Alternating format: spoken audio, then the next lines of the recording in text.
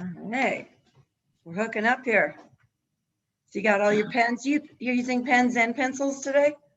Brush and pen. Okay, I'll make sure to talk to you about that. No All right, pencil. we are live, everybody. Hola.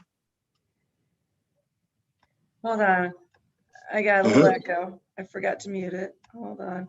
All right, now we're all set. Welcome everybody. This is Colleen with Nerd Alert News, and with me we have Zach Howard. Hello, I'm Zach Howard. All right, Zach, I love Zach's voice. He's got such a cool voice. This is going to be fun. All right, so I'm Colleen with Nerd Alert News. I'm actually the editor of Nerd Alert News. And today I'm going to host this panel. Zach, let me introduce Zach. Zach Howard. Zach is an award-nominated comic book illustrator. He has multiple award nominations, including an Eisner Award. I have multiple losses too. And what? I have multiple losses. I'm batting 1,000. Oh, dude. Oh my gosh. Isn't it an honor to be nominated? Well, I'm just kidding. Kind of. I mean, at this point in my career, I don't even pay attention. I didn't even show up. I got nominated for Book of the Year and I didn't even show up. So that kind of shows I suck at that stuff. I know. It's got to be kind of frustrating because, yeah, you deserve to win. One day we'll get there. Honestly, it means nothing to me, but I do appreciate it. I don't know even why I went down that line. Hi, everybody. I'm Zach Howard. I'll let Colleen finish introducing me, and I'll stop stepping on her dialogue here. Hey, it's all good. All right. So you've been doing this for at least 20 years. Zach is known and loved for inking Hellboy, The Cape, Wild Blue Yonder, Shaun of the Dead, Venom, Aliens Almost Human, and so many more. The list goes on and on and on. This year, Zach's going to be a special guest at the new Colorado Festival of Horror here in Denver, Colorado. It is so exciting. The horror fans, this is for you. The Colorado Festival of Horror is this September 10th and 12th at the Embassy Suites Hotel, Hilton, the Embassy Suites by Hilton in Central Park in Denver. So kind of the north part of the Denver area in Colorado. Let me tell you a little bit more about the Colorado Festival of Horror. It is an intimate experience and convention of all things horror, featuring celebrity guests and artists, writers, vendors, and performers, and so much more. In that gory tradition, Colorado Festival of Horror is proud to announce this special guest artist, Zach Howard, if I can say your name right. Zach Howard. I like that, Zach Howard.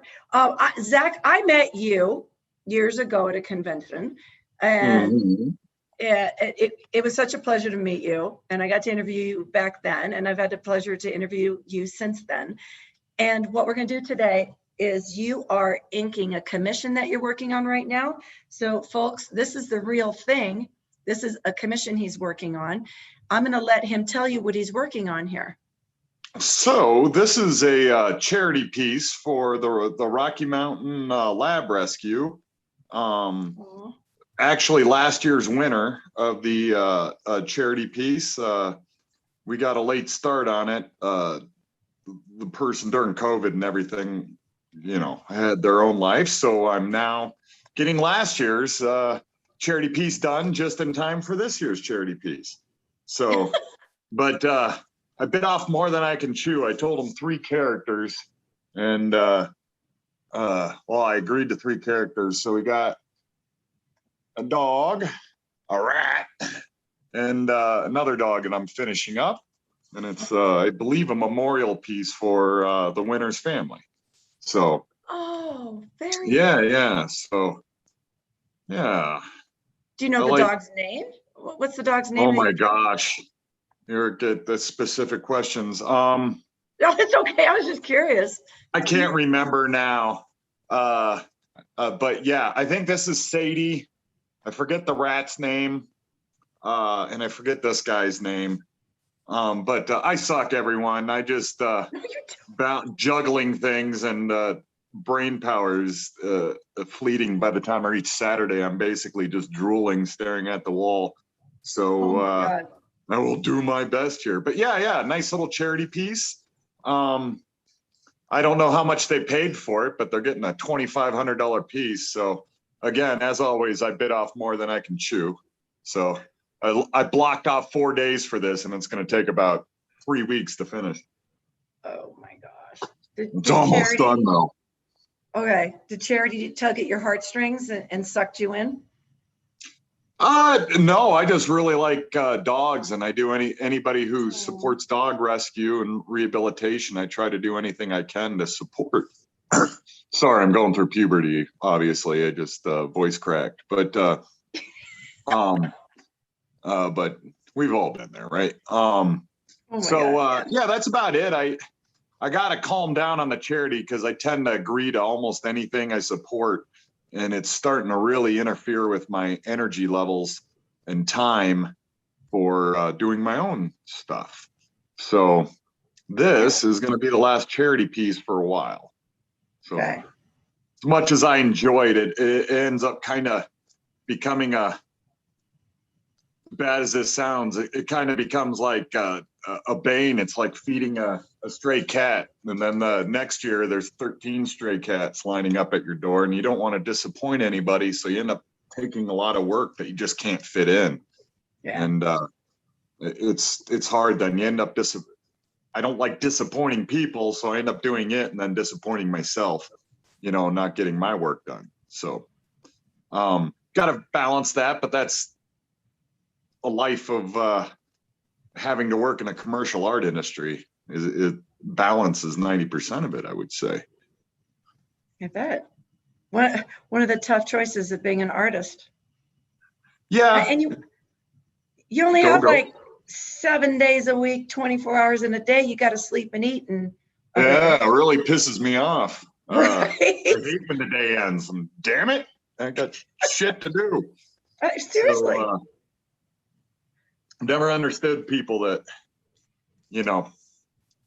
I don't know, they either don't have time for things or they're bored with everything, and go do something, I don't know. I hear I I have can't trouble with that too. I get bored so easily, and I get ants in my pants. And it's like doing the neighborhood barbecue. Everybody's talking and complaining. That's death for me. I'd rather be mowing the lawn or something. Yeah, you can't just sit still. I'm the same way. That's probably why I do too many things. Teachers always hated me. Bet. Were you always drawing on all your books when you were a kid? Yeah, I basically learned anatomy and like the margins of like taking notes in college and stuff. If you saw my notebooks for like biology 2, it's like 3 notes for biology, and then it's like 13 eyeballs, a hand, and a tooth or something like that. And like a monkey, or I don't know. No kidding. So everybody should practice with monkeys. Oh my God. Okay. Or any skill, really. Any skill that brings you some passion and joy in your life. And the skill can be anything. It doesn't have to be drawing. There's just truly. Canasta, get good at canasta. Monkey. Oh, I suck at canasta. I suck. There's way too many freaking cards in canasta. Exactly. And then you want to learn how to be a paralegal? 2 monkeys. There you go. So, okay, so let's talk about what you're drawing. What are you using to ink this? Like what tools are you using? This is called a Zebra pen brush. Let's see here. Oh, there we go, Zebra. And this is a medium, I think. And this mimics the brush, the natural brush that I like to use, but it's a lot more dynamic in the sense that I can use it like a pen at times too. And it just opens up my ability to just maximize the amount of lines I'm using, so I can get a lot of meat on it from doing, something brushy like this, but you can also draw a really thin line like that. So that's what I'm using. Pretty exciting, huh? Colleen? It is. That's what I asked for. Yes. But yeah, I really like the zebras because the ink they use is actual ink and not like a pigment like you get in shitty Copic markers or pen liners and things like that. They're pigments and they'll fade, especially with humidity in the air and etc. Things of that nature. I'm a big dork when it comes to ink quality, and I think I'm more old school that way, where I think a lot of modern people, it's not even a thought in their head. And I get it, things are moving more digital, but I think it's important to understand how ink plates on surfaces to be able to, I don't know, get better at your job or maximize whatever medium you're using. Most people kind of tend to want to limit themselves because it's easier. So you got to battle your constitution a little bit and your ego and find out what's best for your artwork rather than what's easiest. And that can be a grind in itself because there's no right answers. Am I getting a little heavy here? No, I'm just thinking of my friend who's an artist. So I wonder what she uses and what does she think about all this? Yeah, you got to find your muse. Yeah, you know, what works for you. There's no rules. Make yourself happy. And I promise people around you will be happy too. Did you unless you're sucking their blood, if that makes you happy, they're probably not going to be as happy. Probably not. Most likely. And if they are happy, get away from them anyways. Yeah, seriously. Yeah, you sucking your blood, sucking your energy. Oh, thanks. Stay away from those people. Yes. We don't have time for those people, do we? Not anymore. I'm almost dead. Jesus. 1,000 years old, Colleen. Shut up. I'm way older than you. You're 999. I'm 1,000. Old as the dirt in the hills. Whatever. You know how they say you're only like as old as you think or whatever? Like tell that to my body. That's what I was gonna say. Right? You're as old as you feel. Yeah. If you get out of bed and you hurt, you like injured yourself while sleeping, you're effing old, right? Exactly. How the hell did I injure myself sleeping? When did that phase of my life start? Oh my God, it happens. Anyway, I'll get back on the artwork. So can you explain to me the difference of when you use like a fine point or a medium point or a thicker point? What do you use for what situation? So detailing, I'll pull out my Tech pens. I do use nib, but I won't be on this piece. So like if I got to do fine hair here, I'm gonna pull, and this is called a deadline. And I'm gonna use it to make these little tiny little ghost hairs on this dog's face. Because if I used a brush, it'd get really thick. It's like I use these, but when I start getting towards the detail of the face, I need more precision rather than implied shapes and texture. Things have to be a little more definitive in certain areas. So I'm using a 0.40 Rotring, which that really gives away how old school I am. I like it though. But then as you can see, I'll be building up a little fur on his face, all nice and thin. Yeah. You like dogs, Colleen? I'm a cat fan, but I do like dogs. But yeah. I'm a cat girl. I have had cats and dogs, which, by the way, to get personal here, your wife takes care of. Your wife is my vet, which is so random that I met you. She is the vet at Cherry Knowles Vet Clinic, and I cannot recommend her enough. I'm not even sure how Megan just keeps her business going, because she pours so much of her heart and soul into caring for everyone's pets. She's just amazing. I agree. I wish people could understand how much she sacrifices. So when they drive Gosh. up in their $100,000 Lexus and then scream at her for a $40 bill, I wish they could have some perspective of how much she sacrifices. You know, she sacrifices her money, her time, her sleep, her energy, her patience, everything. Oh my gosh. And her heart. Oh my gosh. She does. She's amazing. Absolutely amazing.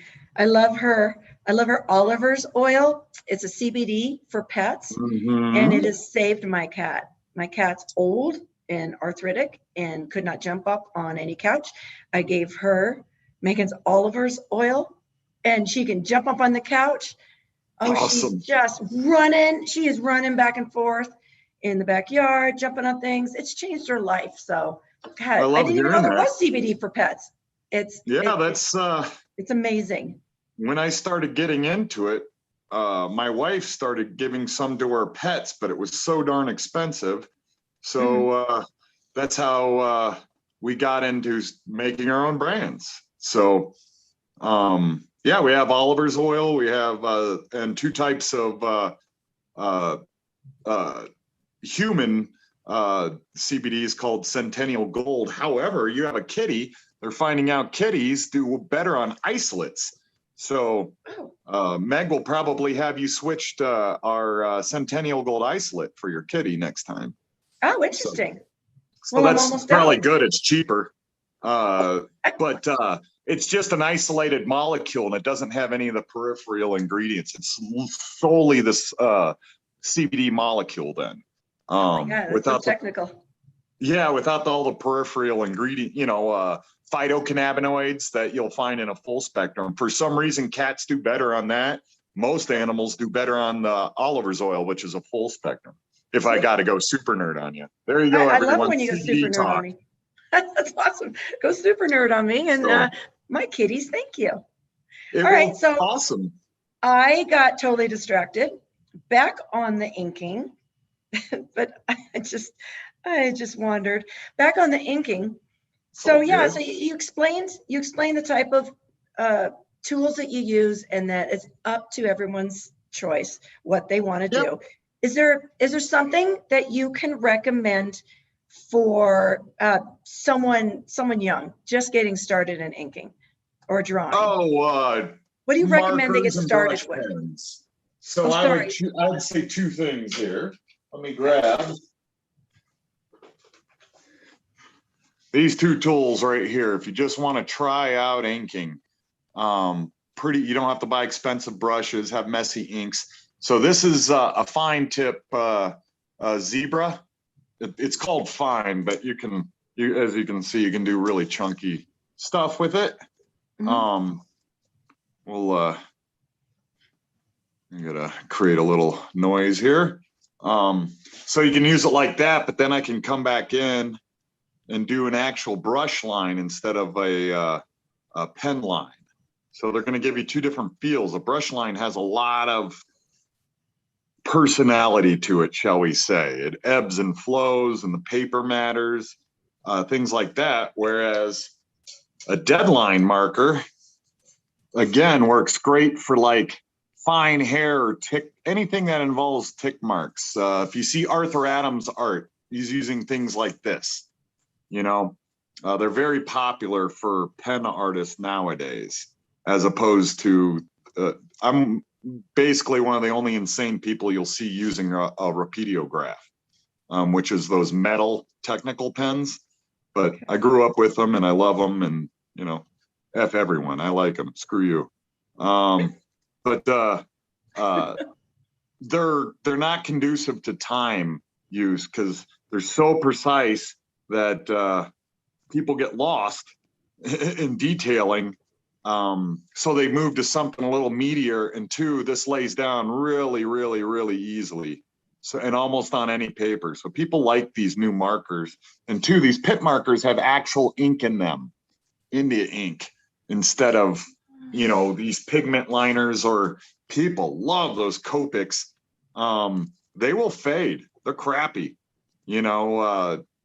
they're good for just fooling around, but if you want your art to stay around past your demise, I would suggest using ink instead of pigments. So, Thanks. but it can be harder. It's harder nowadays because everybody's going digital. So there's far less art supplies out there, but they're out there. So go to jetpens.com if you need any pens, guys, or brushes or anything like that. Best company there is by far. Did you say jetpens.com? Yeah, Jet pens, all one word, .com. It is so the best place to get art supplies. If it's a brush, pen, ink, they even got craft supplies, stamps, calligraphy stuff. It's phenomenal, and they're fairly inexpensive. So it's way cheaper than an art store, shall we say? Thanks. I think we shall. Good tips. So yeah.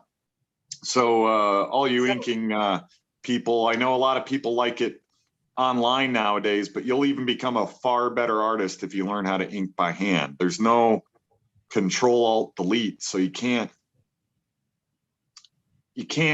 just constantly fix your mistakes until you get the line right. You have to get it right the first time, and in doing that, it kind of trains you to make correct choices and be better.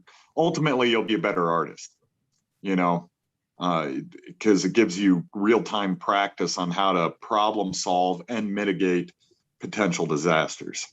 So, in the middle of the game, because you just can't say, no, redo. There are no redos. Yeah, seriously. I was actually, while I'm watching you do this, I was thinking, there are no redos. Am I distracting you by asking you questions? Oh, no. Okay. The industry distracts me by sucking. So you're all good. Okay. You actually went to my next question I wanted to ask you. I was going to get a little controversial because, because of the online and then, or doing it this way. I interviewed somebody, I can't even remember who it was, but someone came on and like blasted them for doing all digital. So this particular artist does it digitally instead of, the old-fashioned way, which traditional, traditional way, which is very tricky and requires just so much talent. And it became this tiny little shouting match on my panel. It's like, all right, you guys, it's some people like it this way, some people like it this way. So it's interesting you just talked about that, because you just explained the difference. Why people do one of the differences, why they do it this way, why they do it the other way. Most people go digital because it's convenient and there's nothing permanent. And, there's a lot of reasons. It's just what they're inclined to. It's what they grew up with, all sorts of stuff. And the programs are getting more dynamic. They're not as crappy as they used to be. You can make digital inks look way better than they used to. I still have a problem with most digital inks when I see them. They seem soulless to me. But that's just my opinion. And I've seen phenomenal digital inks, so it can be done. It's just, I think, harder to add personality in there because it's really not you. You're still pressing a button and the computer's doing it for you. So it's never really you is the only problem I have with that. Gotcha. And that too is semantics. It can be debated, and I'm not going to die on that hill, but that's how I feel, and two, if they ever get uppity, I just tell them, well, when the power goes out, I'm still a fucking artist. So, their underwear gets really tight and their face gets red. So, but that being said, there should be room for all of us, right? Of course. And there's no right or wrong way. So people that get really passionate about that, it's just kind of the way our world's going. Everybody's making a stand on their stupid opinion, and it's all it is just stuff they like. There is no right and wrong, Good Lord. So yeah, we can't even go down that road right now. What road? Man. I mean, we can, but no. Oh my God, why can't we all just freaking compromise and get along and respect each other. Part of society, right? Yeah. We're kind of forgetting that. But with fandom, it's even worse because you feel you have an agency over something you've liked for a while or something that brings you joy. So, you know, even in my low level celebrity, I get a lot of people feeling they, you know, their voice matters and their opinion matters, and it ultimately doesn't. Only the creator's voice matters. Otherwise, it's really not a piece of art. It's just like some communal amusement park where everybody gets a voice. Like what you see now, Disney hears a whole bunch of people, bitching about one thing or demanding another thing. They just follow that instead of, you know, really writing a story or doing what's best for the medium and or the IP, the property. They start listening to fan demands, and it's never as good, you know, because it's no longer that creator's voice. You're just trying to placate people, and art doesn't come from a place of placation, I guess, for lack of being able to speak correctly this morning. But it's a very selfish endeavor, and that's where greatness comes from. So I do worry about that, because people being swayed by online griping, because it's always going to be there. You can't make everyone happy. And if you're doing what people want, you're not telling the right story, you know, because they just want to see the same crap that made them happy as a kid or whatever right now, or whatever their personality is demanding, an ego. And it stops becoming art, and it just starts becoming a service industry at that point. So wow, I have a problem with that. Yeah. I understand fans are always going to demand things, but it's up to the creator not to listen to them. Right. Rightfully so. Well, despite your best intentions, you're going to get something a fraction of what it could have been, if not completely ruined. People that are absorbing the story or digesting it and finding joy in it, fantastic, but they're not part of it. They're a voyeur, and that's what a reader, a watcher of a movie, all that, you're just voyeurs. And it's so important for the creator to separate themselves. You got to create kind of like this diaphanous barrier between you and the fans, because if you start listening to what people are saying when they're blowing sunshine up your ass or telling you suck, it's going to deviate you from your original vision. That might be a good thing. Your idea might suck, but to have any chance of ever making a profound piece of literature or art, it has to come from a very selfish part inside of you. It has to be complete expression, rather than, hey, if we put Jackass Magoo in Mandalorian, our sales are going to go up X amount of dollars. And if we have Baby Yoda drinking tea this episode like they did last time, we're gonna make another $100 million, and we can sell toys. It's a whole different thing than creation at that point. It's like this controlled marketing that starts happening in every form of art since probably Sumer, through the Roman Empire. This has been a problem, with art and art creation, because how do you eat unless somebody wants it ahead of time? Yep. But then how are you a pure creator and artist without making, your benefactor happy? So, we wouldn't have gotten a Sistine Chapel if Michelangelo wasn't hungry, Right. So it's a weird thing. It's a weird balance. And I don't know, there's no right answer. Am I bumming everyone out? No Hi, way, everybody. I know. Here's a fart. I'm Zach Howard. Here's a fart really joke. Profound here. No, I was just thinking So, it's the same thing for writing, though. How exactly do you make the money same writing thing. unless you can write what you love and you can be incredibly talented? But if you want to eat and pay your rent from your writing, same thing. Got to make some choices, right? Oh my God. I'm just looking at what you're doing. It looks like you're almost done. Getting there. I'm gonna finish up this face here, and then this ball and tongue, and then I got to do white separations and some splatter, which I won't do on the show, but you kind of get it. I'll send you the finals of this when I'm done, so you can post for your fans. And yeah, well, thank you, Colleen. Love it. It's just so, for someone who can only draw a stick figure, my mind cannot even comprehend the talent, the effort, the love that goes into drawing this, you know? Well, that's always the beautiful thing about art, right? You know, I can't, no matter, I could pick up the guitar today, start playing, I'm never going to be Jimi Hendrix. I'm never going to know what that dude knew. So it's interesting, art, how, as you say, you write.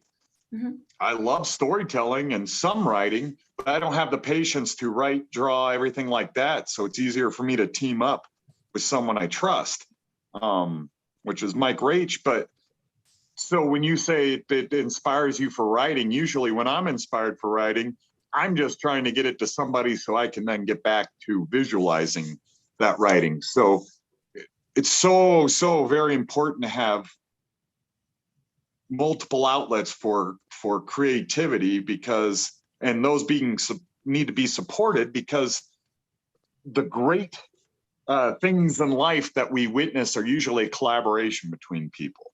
And so you need your writers, your line artists, your colorists, people that can do everything, people that are only good at one thing. And I don't know, I think that should be celebrated. So I appreciate it. But to my point, I probably couldn't write at your level either. You know, I can write ideas really well, and I'm epic at one-liners. But when it comes to the cohesiveness and the discipline it takes to get a story going and blah blah blah, I'd be too exhausted by the time, and I probably would never be as good as, say, like Mike Rach or yourself. So it's better to me lean on you guys so I can do my thing kind of with more energy and, you know, etc. Yeah, exactly. Like back to what you said, the collab works. Somebody just posted that your image is amazing. And it actually happens to be Harris Allen, who is one of our guests today. Oh. Hi, Harris. Hello, sir. Or who is it, ma'am? His name's Harris Allen. He's one of our panelists today. So, well, nice to meet you. Thank you for liking my crap. I wish I had a little more time. I'd show you. My inking's kind of become painting more now. So I like ink the first part, but then I come back and I do kind of like an oil painting reduction on it with white ink. And then I'll come back again and then do touch-ups of black ink. So at this point, there's parts of it that I'm oil painting. So I'll come back in here and really make these flowers pop. So they start wrapping. What's that? This is called a Posca marker.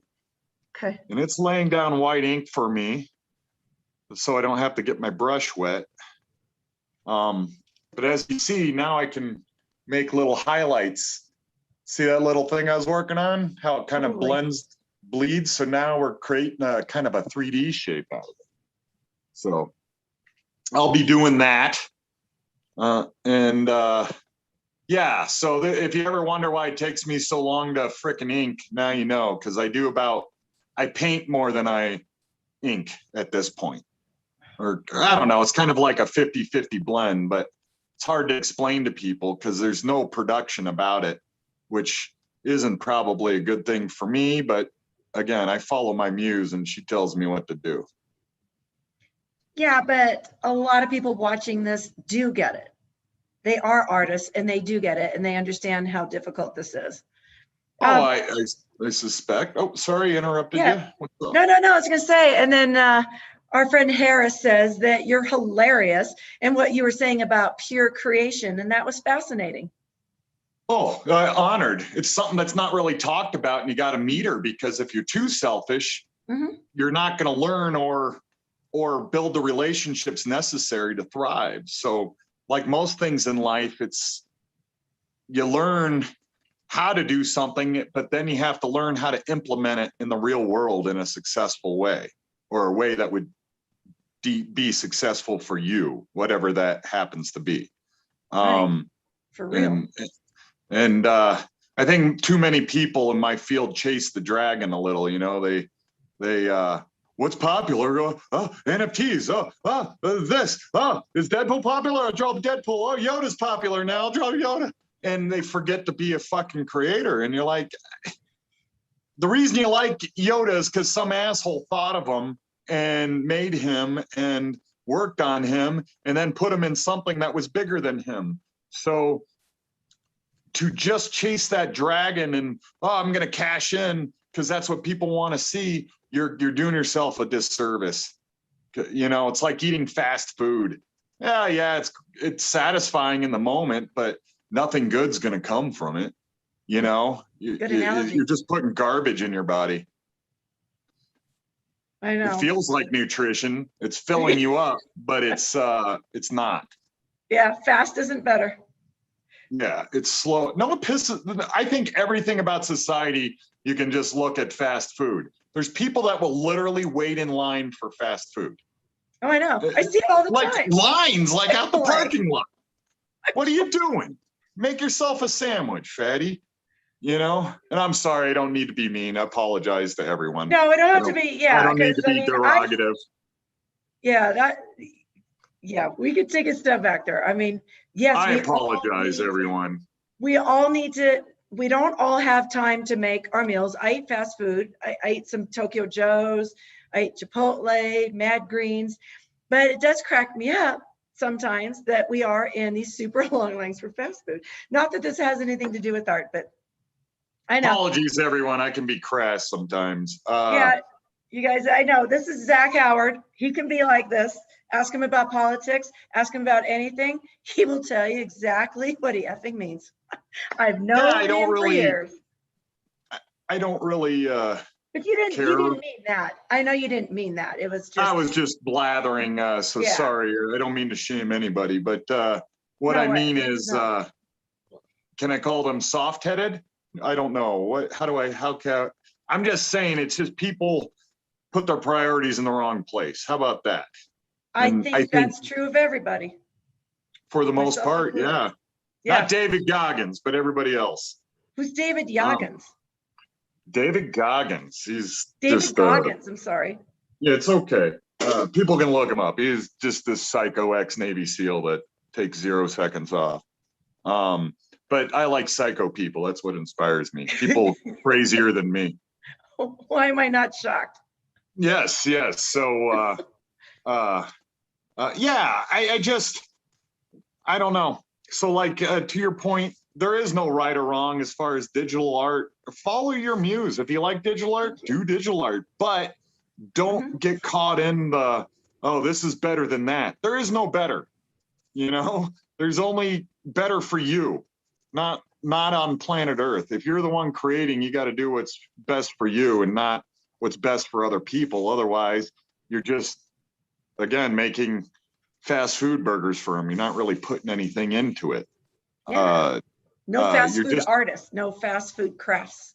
Want to take your time and do it right and put all your love and effort into it, right? That's my philosophy. But again, also, I don't mind if I go hungry for a month or two. So some people don't have that choice. They have kids or, less obscene craziness that I do for doing what I wish in my life. So it's all about balance. And I always tell people, don't follow my lead. Again, I'm nuts. So you got to kind of exist in that kind of intense bohemian world to do what I do. But what I do is really crazy. And you can have success without being like me. So I just really want to make certain people, because it makes me really nervous when people start doing what I do. And I'm like, man, it's not an easy road and I'm an insane person. So, it doesn't always work out. But that being said, I don't know. I think you've given some really good advice for people, especially starting out or people who've been doing it for a while and trying to hone their craft. Hopefully. So I think you've given out some really good stuff. We're down to 5 minutes left, and I wanted to ask you, I know you can't answer this, but with all the incredible art that you've created, was there one that you've had the most fun drawing? Oh, Wild Blue Like a Yonder. particular character? Oh, a character?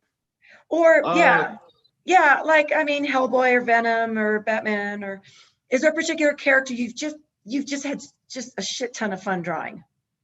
Probably Eric from the Cape was the most fun to draw. I wasn't happy where the story went, but not my call.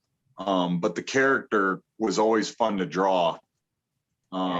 He's just this sloppy, angry dude, and you can really have fun making him do stuff because he's never in these. He's seldom in like heroic poses or something, you know. It's very.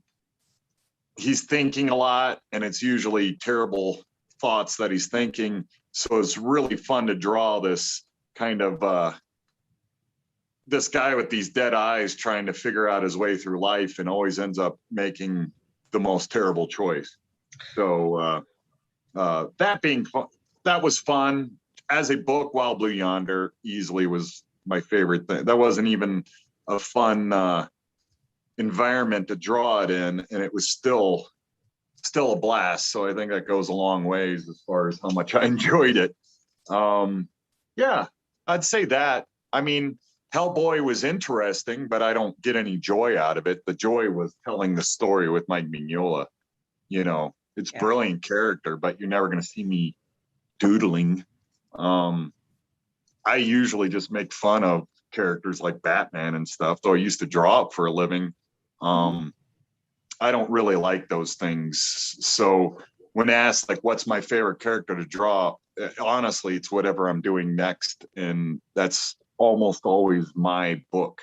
So I have to say I enjoy drawing my own characters that much. Sorry, I had to work it out. No, I got it. Does it take you very long? Like, we got 3 minutes left, but does it, when you're initially getting started in your head, how many times does it take to sketch it out before you actually start inking the real thing? I have no clue. Sometimes it's 0 drawings. I can go right to designing something on the page. Damn. And then other times it takes 20 times before you can get that character down for one reason or another. So yeah, it's kind of unique each time. I don't really have a breakdown in my schedules for time allotted anymore. It's based on success. So,